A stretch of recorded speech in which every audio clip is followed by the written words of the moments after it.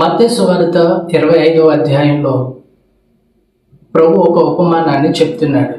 అది 10 మంది కన్యకల ఉపమానం.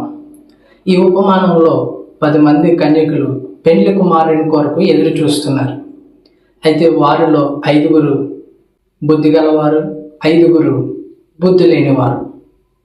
అయితే పెండ్లి కుమారుడు వచ్చినప్పుడు తలుపు తీయబడింది. బుద్ధి గల 5 మాత్రమే లోపలికి ప్రవేశించారు. మిగిలిన 5 బయట విడవబడ్డారు. సో ఇక్కడ 10 మంది కన్యకులలో 5 లోపల ప్రవేశించారు, 5 బయట విడవబడ్డారు. అంటే 50% పాసిబిలిటీ ఉంది.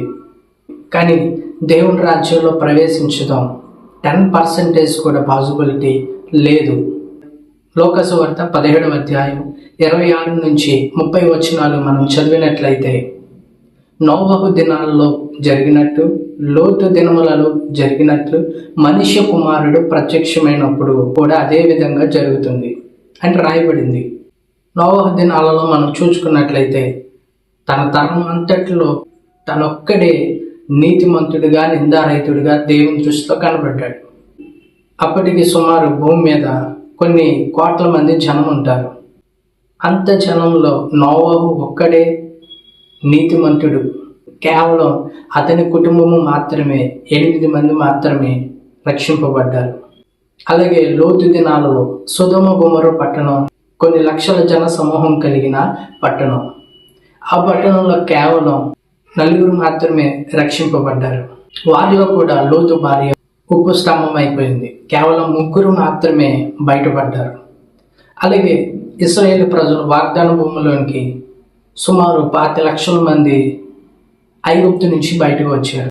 ఆ బయటకు వచ్చిన వారిలో కేవలం 2 మాత్రమే, యెహోషువ, కాలేబు మాత్రమే వాగ్దాన భూమిలో ప్రవేశించారు.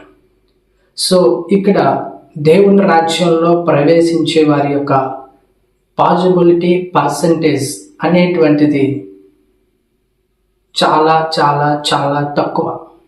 విడవబడే వారి యొక్క సంఖ్య ఎక్కువగా ఉంది.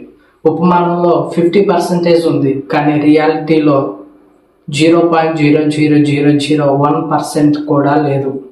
చాలా జాగ్రత్తగా మన విశ్వాసాన్ని కాపాడుకోవాలి. ఎందుకనంటే ప్రభు ఒక మాట పలికారు, నేను మరలా ప్రత్యక్షమైనప్పుడు ఒక్క విశ్వాసినైనా కనుగొంటినా అని ప్రభు పలికాడు. సో దయచేసి లోకానుసారమైన మనసును విడిచిపెడదాం, దైవభక్తి చేత దేవుని రాజ్యంలోనికి చేర్చబడదాం.